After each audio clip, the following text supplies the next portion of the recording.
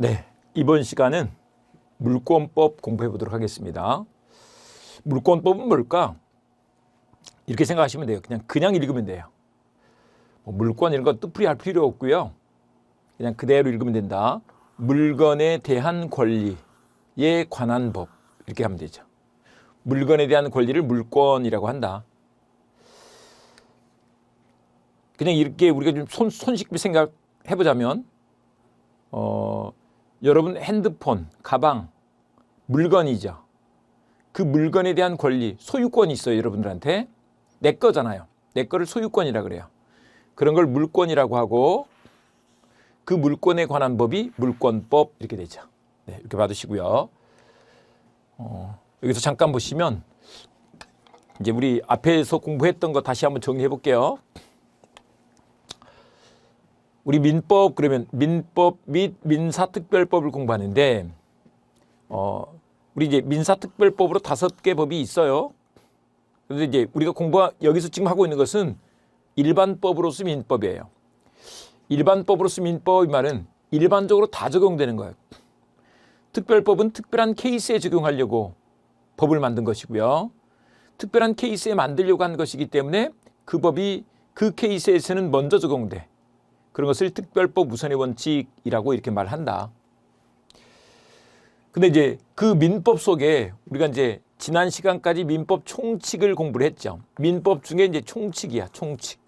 총칙은 우리 물권법, 그다음에 이제 채권법 중 계약법 이걸 공부를 했는데 이것들의 공통된 것들을 모아서 총칙으로 정해 놓은 거죠. 총법칙. 총법칙 이렇게 생각해 보시면 될 것 같아요. 네. 근데 이제 이번에 이제 물권법, 그다음에 물권법 끝나고 나면 채권에 관한 법, 채권에 관한 법 이걸 공부를 할 거예요. 근데 이제 여기 안에도 가면 또 총칙각칙이 또 있어. 총칙각칙. 채권법에도 총칙각칙 또 이렇게 있어요. 총칙각칙이 있는데 이 각칙 중에 계약법이 있는데 그 채권법 각칙 중에 계약법을 공부하는 거예요. 또 여기도 가면 계약법 총칙각칙 또 있어요. 총칙각칙. 법은 계속 총칙각칙으로 만들어져 있구나. 이걸 우리 이제 총론, 강론 그러죠. 총론, 강론. 총칙을 논하면 총론, 각칙을 논하면 강론 이렇게 되는 거예요. 그래서 이렇게 되는데 그 중에서 우리는 이제 물권법을 공부한다 이런 얘기입니다. 이제 그 중에 이제 물권법 총론 이걸 공부를 할 건데 먼저 우리 물권에 관해서 봐볼게요. 근데 물권에 관해서 볼 건데 물권을 좀 알려면 이걸 채권하고 비교해 보면 굉장히 잘 알 수 있어요. 물권하고 채권을 한번 비교해서 봐보자고요. 앞서서 우리 말씀드린 것처럼 물건에 대한 권리를 물권이라고 그랬어요. 근데 이제 객체 대상 그랬는데 권리라는 것은 권리, 그 리가 이익이죠. 그냥 좀 쉽게 바꾸시면 돈 이렇게 생각해 보세요. 돈 되는 거, 이익을 누리는 거죠. 뭐로부터 이익을 누리는 거야? 이런 뜻이에요. 근데 이제 물권은 물건으로부터 누리는 거죠. 그럼 봐보세요. 내 가방이 내 거잖아요. 내 소유권. 그래서 그 가방으로부터 나는 가방의 어떤 목적대로 누리고 있는 거죠. 이익을 누리고 있어. 핸드폰, 시계 이런 걸 통해서 이익을 누리고 있는 거죠. 그게 물건이다. 근데 그 물건 안에 부동산과 동산이 있다 이렇게 말한다. 이렇게 이제 표현해 보면 좋을 것 같아요. 갑이라는 소유자가 있는데 소유자가 X라는 물건에 대한 소유권을 갖고 있는데 이 물건에 대한 소유권을 가져서 그 물건을 사용, 수익, 처분할 수 있게 되는 거죠. 이런 이익을 누리는 거예요. 소유권으로부터. 근데 이 물건으로부터 누리는 거죠. 근데 물건 그러면 그 안에 부동산과 동산이 있어. 그냥 그대로 읽자면 부동산 그러면 우리가 이제 손쉽게 토지 건물 이런 걸 부동산이라고 하잖아요. 그냥 일단 이렇게 생각해 보세요. 움직이지 않는 재산인 거죠. 움직이지 않는 재산. 토지 건물. 물론 이제 민법에는 토지 및 그 정착물 이렇게 돼 있어요. 그 정착물 중에 가장 대표적인 게 건물이죠. 이렇게 하는데 일단은 그냥 우리 토지 건물 이렇게 알아두시고요. 아, 걔들은 안 움직이지? 이렇게 좀 생각해 보시면 됩니다. 그 다음에 이제 동산 그랬는데 동산은 움직이는 재산이죠. 움직이는 재산이 동산인데 우리 부동산 아닌 물건을 다 동산이라 그래요. 네. 동산 이렇게 된다. 네, 이렇게 되고요. 근데 이제 물권은 물건으로부터 이익을 누리니까 물권 바로 보이는데 채권은 이게 바로 보이지를 않아요. 채권? 그냥 우리가 이제 채권이라는 얘기도 좀 들어보긴 했는데 채권? 근데 이 채를 한문으로 풀어서 써보면 좀 더 보입니다. 이게 사람인 변이 붙어 있잖아요. 사람한테 책임을 묻는 권리가 채권인 거죠. 사람한테 책임을 묻는 권리야. 주세요, 돈 주세요. 가장 우리가 쉽게 생각하는 거, 돈 주세요. 예를 들면 봐보세요. 갑이라는 채권자가 있는데 여러분 그냥 좀 쉽게 이렇게 생각해 보자고요. 우리가 은행에서 돈을 만약에 카드로 10만 원을 뽑아 썼다고 생각해 보자고요. 그러면 은행이 채권자가 되죠. 그리고 이제 우리가 채무자가 되는 거예요. 좀 그게 잘 안 보이면 그러면 이렇게 한번 해보자고요. 친구한테 돈을 10,000원 꿔줬어. 그러면 내가 채권자로서 그 친구한테 10,000원을 받을 채권을 가지게 되죠. 10,000원, 1만 원의 채권을 갖고 있다 이렇게 생각을 해보자고요. 그러면 이 채권은 뭐로부터 이익을 누리느냐 이 말이에요. 결국 돈을 받는 건데 돈 10,000원을 받는 건데 그 돈 10,000원이 채권의 목적인 건 아니에요. 왜냐하면 세상에 돈 10,000원은 되게 많이 있잖아요. 그러니까 그게 채권의 목적이 될 수는 없어. 근데 채무자도 아니에요. 채무자가 돈 10,000원을 줌으로써 그 이익을 누리는 거잖아요. 그런 것을 뭐라고 하느냐? 채무자의 행위라고 이렇게 말하고 이제 학문적으로 강학상, 강의, 학문상, 급부라고 한다. 채무자의 행위라고 하고 급부라고 한다는 거예요. 그런데 먼저 이제 봐보세요. 근데 채권은요. 채권자가 채무자한테 지금 그 친구한테 돈을 10,000원 꿔줬는데 만약에 그 친구가 돈을 안 갚는다, 못 갚는다 이렇게 좀 생각을 해보세요. 그러면 요 채무자 말고 채무자한테 돈을 10,000원 받으면 되는데 이 채무자 말고 다른 사람한테 받을 수 있을까? 이 사람이 안 준다고 해서 다른 친구한테 야 병한테 야 걔가 안 갚으니까 네가 갚아 이렇게 할 수 있을까? 그런 건 안 되는 거죠. 그래서 요 사람한테만 주장할 수 있어. 그래서 이건 상대권이라고 이렇게 말을 한다. 상대권. 을이 빚을 안 갚는다고 해서 또는 못 갚는다고 해서 그 부모한테 갚아주세요 이렇게 말할 수는 없다는 거예요. 그런 점에서 이걸 상대권이라고 이렇게 말한다. 그래서 그 특정인에게만 주장할 수 있는 거야. 근데 이제 물권은 이 물건에 대한 권리를 소유권을 사실 누군가 지금 특정되어 있는 사람이 없잖아요. 그래서 거의 모든 사람에게 주장할 수 있어요. 그래서 그런 것을 절대권이라고 한다. 누구에게나 다 주장할 수 있어. 힘이 세죠. 절대 권력 이렇게 좀 생각을 해보시면 좋을 것 같아요. 지금 절대 권력 휘두르는 거 보이시죠? 누구에게나 다 주장할 수 있는 것이다.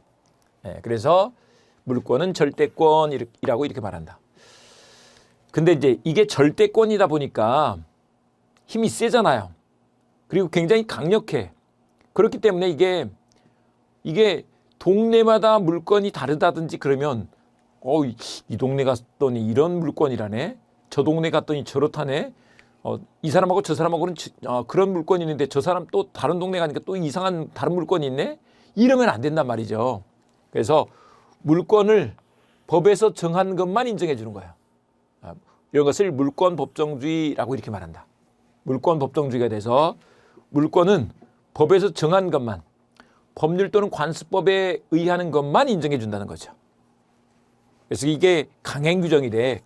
강행규정이 돼서 만약에 우리 동네는 다른 물권을 소유권인데 좀 다른 소유권을 인정하겠대. 그런 거 안 되는 거야. 이렇게 사용수익 처분할 수 있는 소유권 있는데 이런 소유권만 있고 이건 전국 통일이라는 거죠.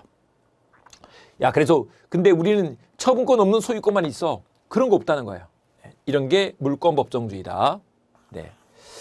그런데 채권은요, 둘이 합의하면 되는 거예요. 둘이 합의하면 아무 상관이 없죠. 그래서 이것을 계약 자유라고 한다.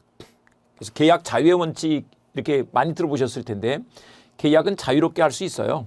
계약은 자유롭게 할 수 있다.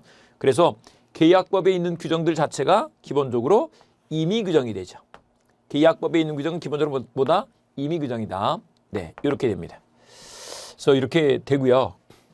근데 이제 그 물권의 내용이 실현이 안 되고 있어. 그러면 이제 해달라고 청구할 수 있는 권리가 생겨. 그게 청구권인데 채권에서도 돈을 안 주면 주세요 하는 청구권이 생겨. 그런데 그게 물권으로부터 생기면 물권적 청구권, 채권으로부터 생기면 채권적 청구권. 그러니까 이렇게 좀 생각을 해보세요. 이름은 뭐 영희, 철수 이름이 똑같아요. 같은데 그 아빠 성씨에 따라서 성이 달라지죠. 그래서 아빠 성씨가 물권씨면 물권적 청구권, 아빠 성씨가 채권씨면 채권적 청구권 이렇게 되는 거예요. 됐죠? 그런데 한 가지 물권적 청구권은 소멸시효에 걸리지 않는데 채권적 청구권은 소멸시효에 걸려. 근데 이 소멸시효라는 걸 잠깐 한번 생각해 볼게요. 이제 우리가 법을 가까이 한 이후에 소멸시효 이런 얘기도 좀 들어보셨을 텐데 소멸시효는 뭐냐 그러면 시효가 이런 거예요. 일정한 시간이 지나면 어떤 사실 상태가 있는 것을 권리 상태로 인정해 버리는 거야. 권리 상태로. 그래서 권리가 있는데 권리를 행사하지 않고 그냥 있으면 그 권리가 소멸해 버려. 이런 게 소멸시효. 소멸하는 효과가 생기는 거죠. 시간이 지났을 때. 뒤에 가면 이제 다음 시간에 우리 소유권 편에 가면 취득시효라는 게 나와요. 일정 시간 동안 소유자인 것처럼 행사를 했어. 그러면 소유권을 취득해 버려. 취득시효 이렇게 된다는 것이다. 소멸시효, 취득시효. 근데 소멸시효는 이렇게 말해요. 권리가 있는 사람이 자기 권리를 행사하지 않고 그냥 지나가면 권리 위에 잠자는 자다 이렇게 해서 권리 위에 잠자는 자는 법적으로 보호받지 못하도록 해놨어요. 권리 위에 잠자는 자는 보호받지 못한다라는 법의 격언이 있다. 우리 유식한 말 한마디 배웠습니다. 이렇게 해보자고요. 권리 위에 잠자는 자는 보호받지 못한다. 이런 거예요. 그런 원리에 의해서 권리 행사를 하지 않고 있어. 그러면 소멸해버려. 그 말인 거예요. 근데 그것이 채권적 청구권만 소멸시 걸리고 물권적 청구권은 소멸시 걸리지 않는다는 거죠. 네, 요감까지 봐두시고요. 근데 이제 이거를 다시 말씀드리지만 외우시려고 하면 안 돼요. 그냥 그렇다네. 계속 듣고 있다 보면 이제 이런 특성을 알게 돼요. 처음부터 막 쫙 외울 필요는 없어.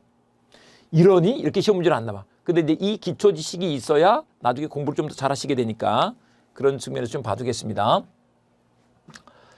그 다음에 이제 민법에서 규정하는 물권을 한번 잠깐 봐볼게요. 물권의 종류 그래서 점유권과 본권이 있는데 점유권은 갖고 있으면 인정되는 권리예요. 갖고 있으면 인정되는 권리다. 갖고 있는 것을 법에서 사실상 지배라고 이렇게 표현하는데 뭐 이건 중요한 게 아니고요. 그냥 갖고 있는 걸 말해요. 갖고 있으면 점유권이 있어. 이제 어떻게 생각해 보시면 되느냐 그러면 우리가 예를 들면 내 가방, 내 핸드폰은 내가 사서 내가 갖고 있잖아요. 그러면 이제 그 본권으로 소유권이 있는데 소유권을 갖고 있으니까 점유권도 있다 이렇게 말해요.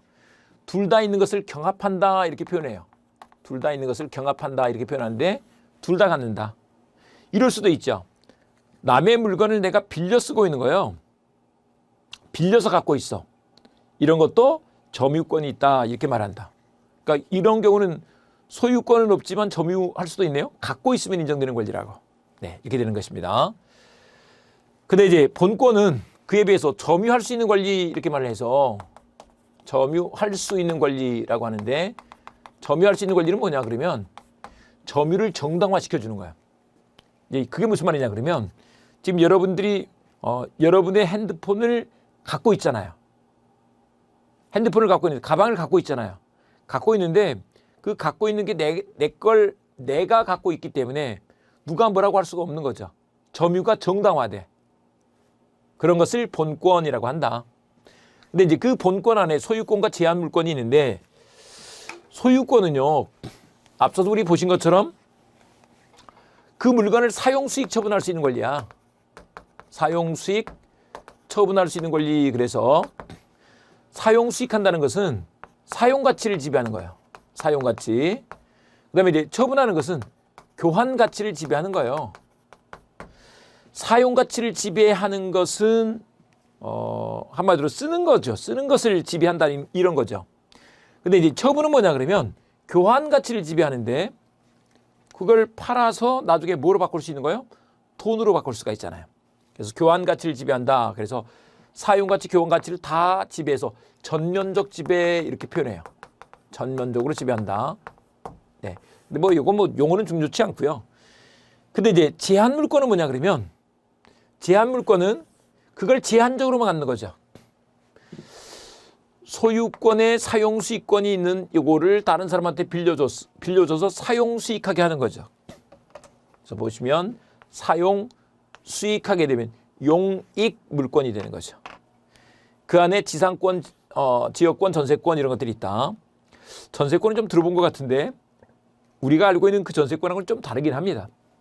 근데 나중에 보시기로 하고 그 다음에 이제 담보물권이 있는데 담보물권은 채권을 담보하는 거예요. 채권은 이런 거죠. 채권은 돈을 확실하게 받는다는 보장이 없잖아요. 그래서 채권을 확실히 그러니까 채무를 확실히 이행하겠다고 보증하고 책임지는 걸 말하는 거죠. 그게 담보예요. 담보. 그 안에 유치권, 질권, 저당권 이런 제도가 있어요. 이건 나중에 보기라고요. 우리가 이제 저당권은 담보대출 받을 때 저당권 설정하니까 대부분 알죠. 예. 또 유치권이라는 이런 제도가 있다. 그 얘기는 나중에 한번 보시도록 하고요. 어쨌거나 이렇게 나눠져서 물권의 종류로서 민법에서는 8가지를 인정한다. 8가지를 인정하는데 우리가 질권을 공부하지는 않아요. 동산 물권은 우리가 공부를 하지 않고 부동산 물권을 중심으로 시험 공부를 하죠. 시험 문제도 그렇게만 나와요. 그래서 이제 7개를 공부하게 됩니다. 7개를. 이렇게 해두시고요. 그 다음에 이제 관습법에 의해서도 물권이 인정되는 것들이 있는데 그런 것으로 분묘기지권과 관습법상의 법정이상권 이런 것들이 있다라고 한다. 근데 분묘기지권은 이거 잠깐 상식적으로 좀 아는 거니까 우리 조상의 묘가 우리 선산이 아니라 또는 우리 산이 아니라 남의 산, 남의 임야에 있어요. 근데 그걸 뭐 조상 대대로 오랫동안 그렇게 분묘를 갖고 있었네요. 그러면 그 땅을 쓸 수 있는 권리를 인정해줘.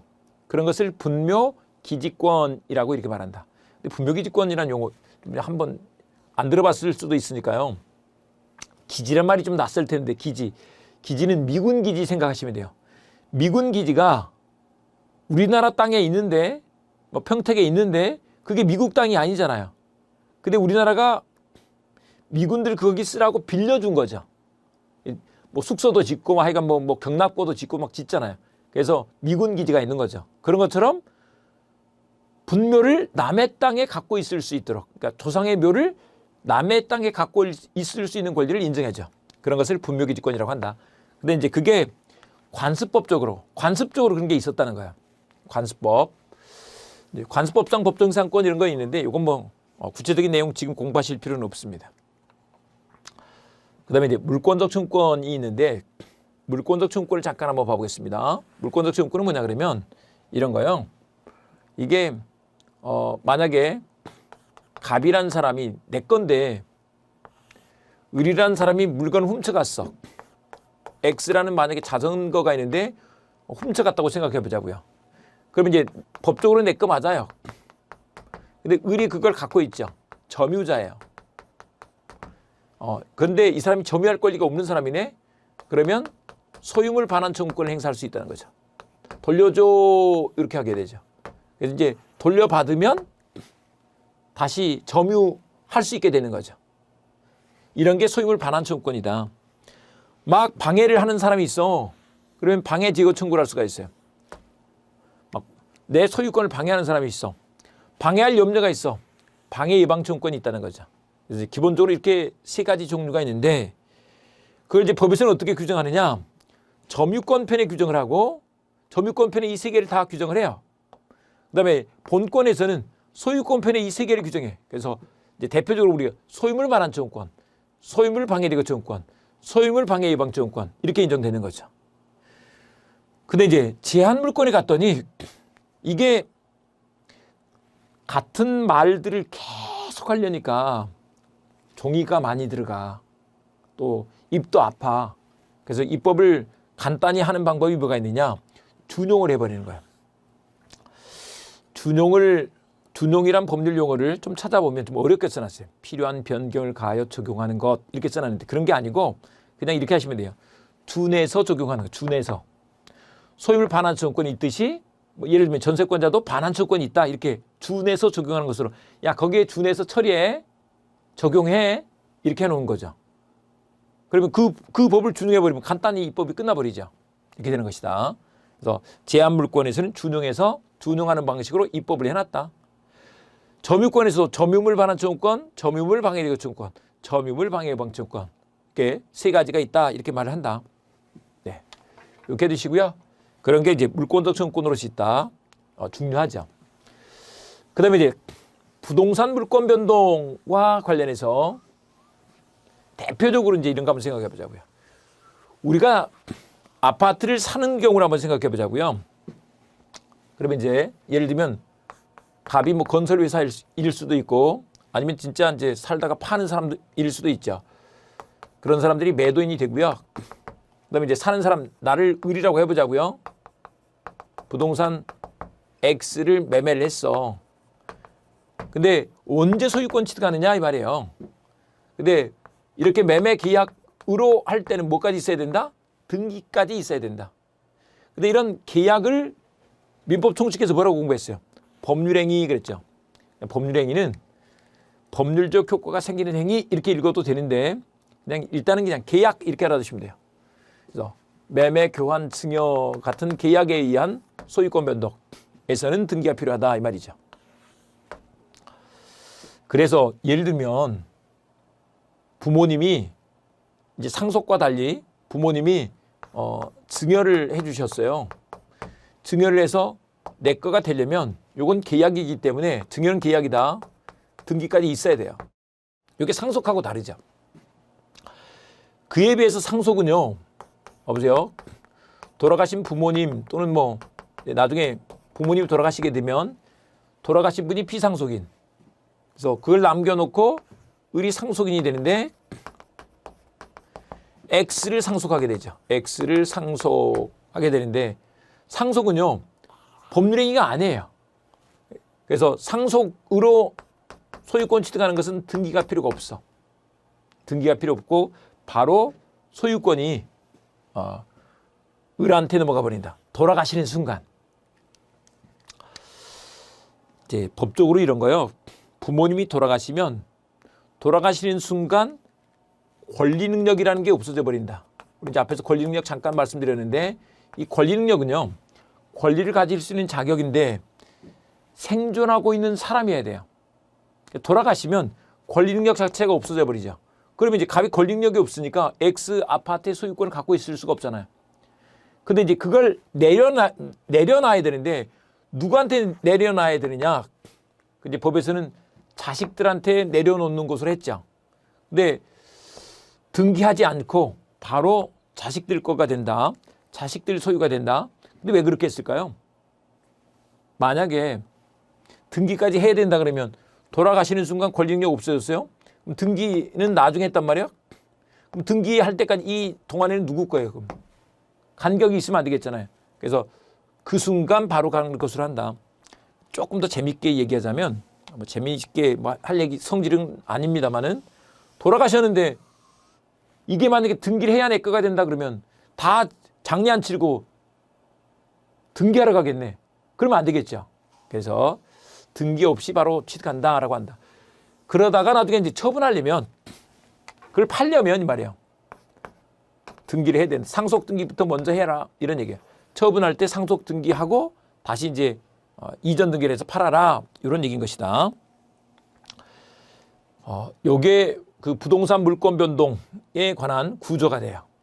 크게 두 가지다. 법률 행위에서는 등기가 필요하고 법률 규정에서는 등기가 필요 없다. 네, 이런 게 있네요. 그다음에 이제 점유권 파트를 잠깐 좀 봐보실 건데 점유권은 아까 우리 말씀드렸던 것처럼 이렇게 합니다. 점유권은 점유하고 있으면 인정되는 권리야. 사실상 지배가 있으면 된다 이렇게 말한다. 근데 이제 본권은 점유할 수 있는 권리다 이렇게 말해요. 근데 이제 이런 케이스를 한번 생각해 볼게요.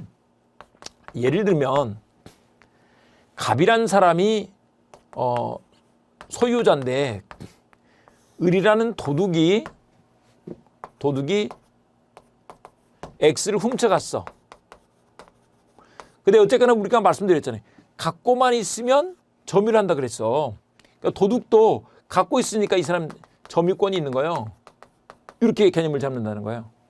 근데 이제 소유자는 점유권은 없죠, 지금. 점유를 잃어버렸으니까. 없고, 근데 이제 돌려받을 수 있는 권리는 갖고 있잖아요.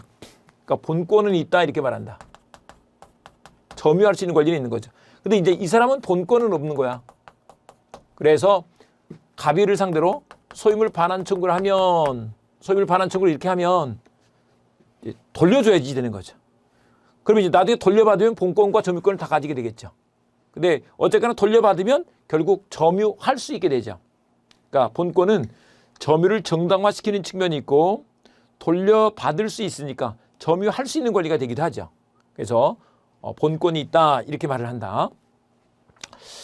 근데 이제 처음 공부하시는 분들은 야 무슨 도둑놈한테 점유권이야 이렇게 생각하기가 쉬워요. 도둑놈한테 점유권 없는 게 맞을 것 같죠. 권리인데 그러면 안 될 것 같잖아요. 그런데 우리가 소유물 반환 청구는 소유자가 점유자한테 하도록 해놨어요. 그래서 을을 점유자라고 하지 않으면 소유물 반환 청구를 할 수가 없어. 개념상. 그래서 꼭 이뻐서라기보다는 일단 그 사람한테 반환 청구할 수 있도록 하기 위해서 여러 가지 필요에 의해서 그냥 점유권을 인정한 것 뿐이야. 조금 더 이제 깊이 알게 되면 이해가 됩니다. 근데 지금은 다 알려고 하실 필요는 없고요. 단계적으로 천천히 알아가자고요. 근데 이제 또 한 가지 이게 있다. 점의 관념화가 있다. 어떤 경우는 분명히 앞서서 우리가 말씀드린 것처럼 갖고 있으면 점유권이 있다더니 어떤 사람은 갖고 있어도 점유권이 없는 경우가 있대. 예를 들면 봐보세요. 갑이 사장이고 을이 직원인데 직원이 X 기계를 돌리고 있어. X라는 공장에서 직원이 그 기계를 돌리고 있단 말이에요. 그럼 직원이 갖고 있잖아요. 그런데 이럴 때는 직원은 점유 보조자가 되고 그다음에 사장님만 점유자가 된다 이렇게 말한다. 근데 왜 그렇게 할까? 갖고 있는 사람은 갖고 있으면 점유권이 있다며. 근데 왜 이렇게 하느냐? 사실 그래야 되니까 그런 거예요. 왜 그러냐 그러면 만약에 봐보세요. 가장 쉽게 생각하시면 직원이 그 기계를 돌리는 게 마음에 안 들어. 그래서 내놓으라고 다른 직원 주라 그랬더니 말을 안 들어.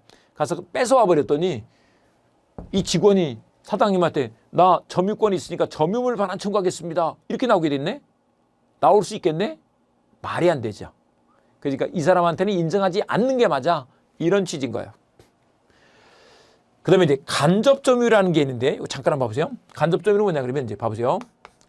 우리가 주인으로서 임대인이에요. 그 다음에 새 들어서 사는 사람 임차인이 있어. X를 빌려서 임대차 계약을 통해서 임차인이 쓰고 있네. 임차인이 쓰고 있으니까 이 사람은 점유자 맞네. 점유자 맞아. 그런데 임대인은 임차인을 통해서 간접점유를 한다 이렇게 말한다. 간접점유. 간접점유라는데 아니 갖고 있으면 점유권이 있고 없으면 없다더니 또 안 갖고 있는데 왜 점유권 인증하고 난리야. 이렇게 생각할 수도 있죠. 그런데 임차인을 직접점유자라고 하고 임대인을 간접점유자라고 하는 이유가 잠깐 봐보세요. 또 이런 경우가 있을 수 있죠. 만약에 도둑이 그 X를 훔쳐갔다고 생각해 보자고요. 그 임차인이 점유자로서 도둑을 만나면 내놔 점유물 반환 청구할 수 있겠죠. 그런데 만약에 갑이 그 도둑을 만났다고 보자고요. 근데 이 사람을 점유자라고 안 하면 야, 너 잠깐 기다려. 내가 가서 직접 점유자 데리고 올게. 기다리겠냐고요. 이 사람도 어쨌거나 돌려달라고 청구할 수 있는 게 맞겠죠. 그러려면 그 사람을 점유자라고 해야지 되는 거지. 그러니까 여기서는 법 공부를 해보니까 법은 그냥 그런 거예요. 그래야 되면 그렇게 정한 거죠. 이렇게 좀 생각하시면 돼요. 우리가 다 하지는 못하지만 부모님께 효도해야 된다 이렇게 했잖아요. 그렇게 알고 있죠. 왜 그렇게 해야 되는 거예요? 왜? 지금 이유 생각하고 있죠. 그러실 필요 없어요. 그래야 되니까 그런 거잖아요. 조금 부모님이 나한테 좀 섭섭하게 한 거 있다고 그냥 에이 부모님부터 인상 찌푸리고 막 그러면 되겠어요? 그러면 안 되지. 잘해야 되니까 잘해야 되는 거야. 효도하는 거야. 효도해야 되니까 하는 거라니까요. 여기서도 그래야 되니까 그렇게 하는 것이라고.